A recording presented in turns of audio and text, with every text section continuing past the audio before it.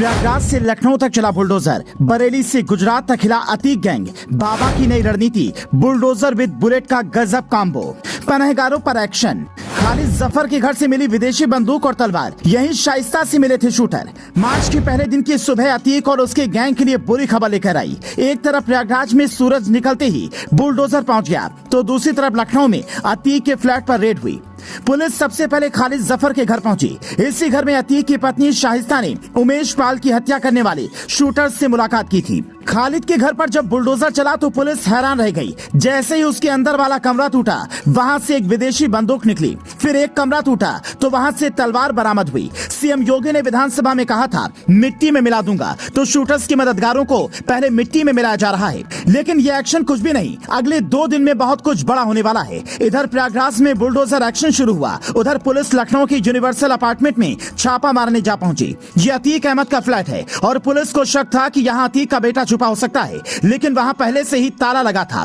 Police ने ताला तोड़ा तो अंदर के सारे कागजात और कुछ सबूत हाथ लगे, जिन्हें कब्जे में लिया गया। इधर प्रयागराज में जिस खालिद जफर के घर पर बुलडोजर चला, वो अतीक का पड़ोसी है और उसके माफिया से अच्छे संबंध हैं।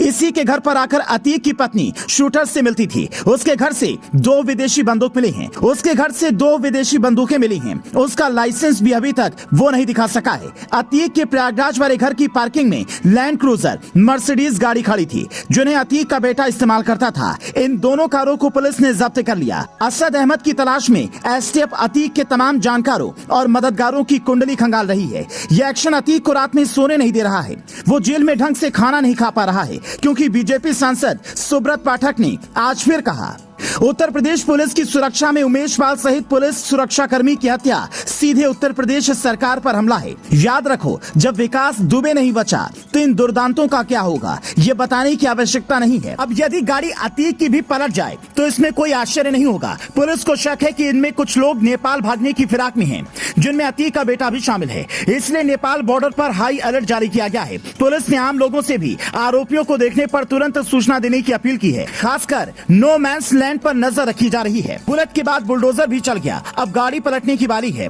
बस गुजरात से अतीक को लाने की तैयारी की जा रही है। यूपी एसटीएफ और पुलिस उसके लिए कागजात तैयार कर रही है और फिर अदालत से उसकी ट्रांजिट रिमांड मांगी जाएगी। इसके अलावा अतीक की पत्नी पर भी एक्शन होने की उम्मीद है, क्योंकि उसका नाम शूटर्स के साथ बातचीत और षड्यंत्र में सामने आ रहा है। अगर ऐसा होता है तो उसकी सीएम योगी से अपील का कोई असर पड़ने वाला नहीं है। पुलिस अब तक 1 आरोपी अरबाज का एनकाउंटर कर चुकी है और 1 गिरफ्तार हुआ है। बाकी आरोपियों की तलाश की जा रही है। इनमें सबसे अहम अतीक का बेटा बताया जा रहा है। जिस क्रेटा कार से आरोपी आए थे, वो किसी रुखसाना के नाम पर अब पुलिस इस मालकिन की कुंडली भी निकाल रही है। Bureau report, news flash.